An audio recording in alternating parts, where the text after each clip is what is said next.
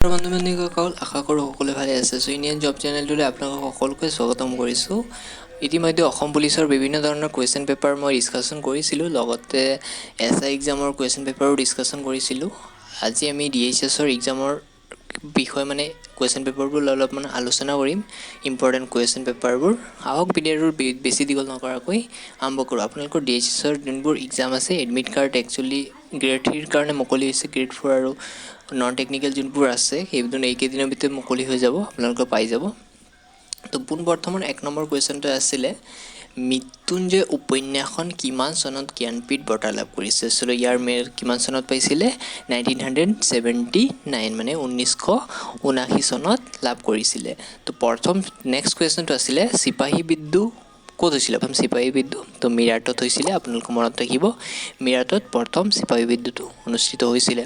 দ্বিতীয় নম্বৰ কুৱেশ্যনটো আছে, তৃতীয়টো আছিলে আপোনাৰ, দেওহাঁহ কোনখন ৰাষ্ট্ৰীয় উদ্যানত পোৱা যায়? ইয়াত আছিলে নামেৰি ৰাষ্ট্ৰীয় উদ্যান।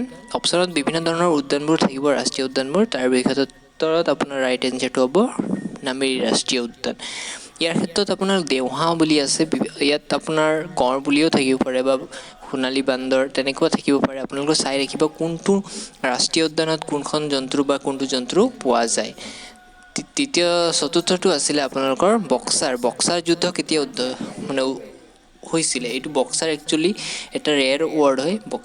বক্সাৰ ৱৰ্ডটো মই এইটো ৰেয়াৰলি আপোনালোকক ওলাই পেলাই দিছোঁ, কিছুমান কুৱেশ্যনত দি দিয়ে। SSCৰ এটা এক্সামত মই পাইছিলোঁ, বক্সাৰ যুদ্ধ কেতিয়া অনুষ্ঠিত হৈছে? তো এইটোৰ শুদ্ধ উত্তৰ 1764।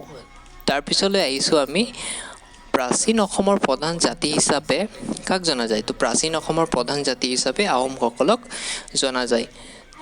তাৰপিছৰ কুৱেশ্যনটো আছিলে, অসম সাহিত্য সভাৰ কিমান চনত প্ৰতিষ্ঠা হৈছিল? তো ইয়াৰ শুদ্ধ উত্তৰটো হ'ব 1917 চনত, 1917 চনত সাহিত্য সভা প্ৰতিষ্ঠা কৰা হৈছিলে। তাৰপিছৰ কুৱেশ্যনটো আছে, তলৰ কোনজন প্ৰসিদ্ধ সাহিত্যিকে অসম সাহিত্য সভাৰ সভাপতি পদ গ্ৰহণ কৰা নাছিল?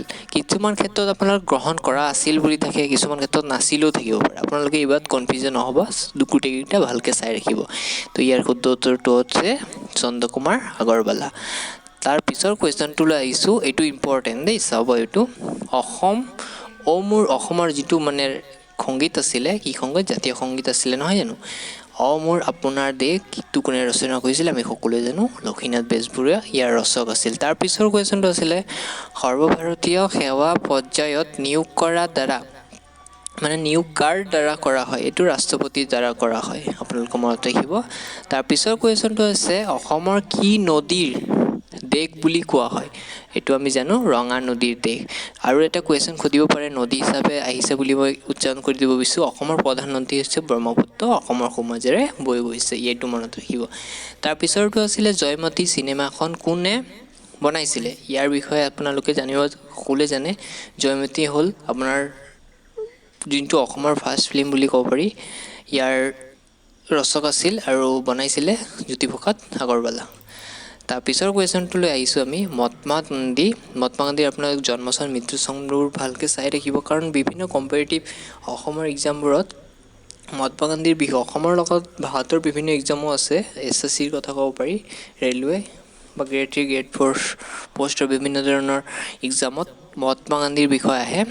মহাত্মা গান্ধীৰ কিমান চনত অসমলৈ আহিছিলে? তো ইয়াৰ শুদ্ধ উত্তৰটো হ'ব 1921 চনত অসমত মহাত্মা গান্ধী আহিছিলে। তাৰ পিছৰ কুৱেশ্যনটো আছে, চিপাহী বিদ্ৰোহৰ প্ৰথম শ্বহীদ কোন আছিল?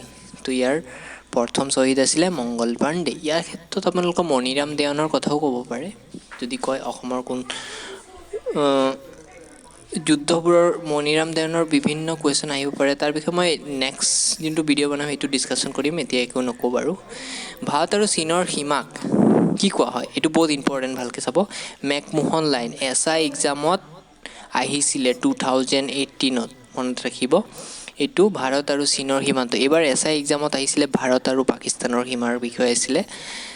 তাৰপিছততো চাব পাৰিছে, ব্ৰহ্মপুত্ৰ উপত্যকাৰ কেতিয়াৰ পৰা ৰেল সেৱা আৰম্ভ হৈছিলে? তো ইয়াৰ শুদ্ধ উত্তৰটো হৈছে 1884 চনত, 1884 চনত হৈছিলে অসমৰ ব্ৰহ্মপুত্ৰ উপত্যকাত ৰেল পৰিবহণ সেৱা আৰম্ভ হৈছিলে ইয়াত ক্ষেত্ৰত আপোনালোকক সুধিব পাৰে ৰেল কাৰ দিনত আহিছিলে ইয়াত ব্ৰিটিছৰ দিনত ৰেল আহিছিলে আমি গম পাওঁ তাৰ পিছৰ কুৱেশ্যনটো হৈছে আহোমৰ শেষৰ ৰজাজন কোন আছিল ইয়াৰ শুদ্ধ উত্তৰটো হৈছে পুৰন্দৰ সিংহ আহোমৰ প্ৰথম ৰজাজন আছিলে পুৰন্দৰ সিংহ তাৰ পিছৰ কুৱেশ্যনটো আছে ইউএনচাং অসমলৈ আহিছিলে ইয়াৰ অলপ স্পেলিঙৰ মানে ৰিটেনটো অলপ ৰং হৈছে আহিছিল হয় এইটো অসমৰ ইউএনচাং প্ৰথম কেতিয়া আহিছিলে কোন ৰজাৰ মানে শাসন কালত আহিছিলে অসমৰ এইটো আনসাৰটো হৈছে কুমাৰ ভাস্কৰ বৰ্মন তাৰ পিছৰটো কুৱেশ্যনটো হৈছে ৰামায়ণ কোনে অনুবাদ কৰিছিলে এইটো আমি জানো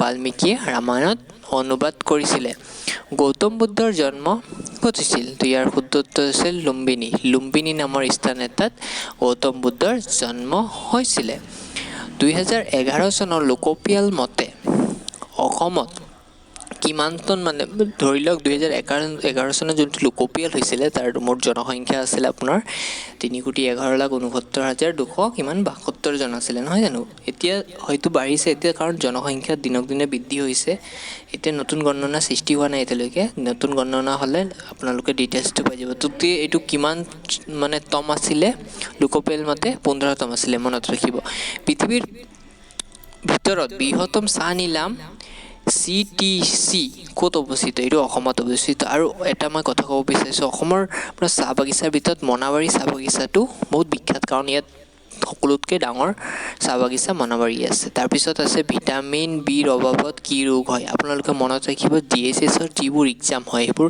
মেডিকেলৰ বিষয়ে বহুতকেইটা কুৱেশ্যন এনচাৰ থাকে আৰু মেডিকেলৰ বিষয়ে আপোনালোকে ভালকৈ পঢ়ি ৰাখিব তেতিয়াহে DHSটো ক্ৰেক কৰিবলৈ সহজ খাদ্য হ'ব তো এইটো ভিটামিন বিৰ অভাৱত বেৰি ৰোগ হয় ইয়াত ভিটামিন C ভিটামিন A বুলিও থাকিব পাৰে আপোনালোকে চাই ৰাখিব কিটো ৰোগ মানে কিটো বেমাৰৰ কাৰণে হয় বা মানে কিহৰ অভাৱত হয় সেইটো অলপ চাই ৰাখিব অসমৰ প্ৰধান ৰাষ্ট্ৰীয় ঘাইপথ কোনটো সেইটো আমি 31 নং ৰাষ্ট্ৰীয় ঘাইপথ কাৰণ এই ৰাষ্ট্ৰীয় ঘাইপথে আমাৰ ভাৰতৰ লগত সংযোগ কৰি ৰাখিছে তাৰপিছৰ কুৱেশ্যনটো হৈছে কোনজন ৰজাই শিৱসাগৰত কাৰেংঘৰ নিৰ্মাণ কৰিছিলে তো ইয়াৰ শুদ্ধ উত্তৰটো হৈছে ৰাজেশ্বৰ সিংহই শিৱসাগৰত কাৰেংঘৰ নিৰ্মাণ কৰিছিলে তাৰপিছৰ কুৱেশ্যনটো হৈছে চিপাকো আন্দোলন কাৰ নেতৃত্বত পৰিচালিত হৈছিল ইয়াৰ শুদ্ধ উত্তৰটো হৈছে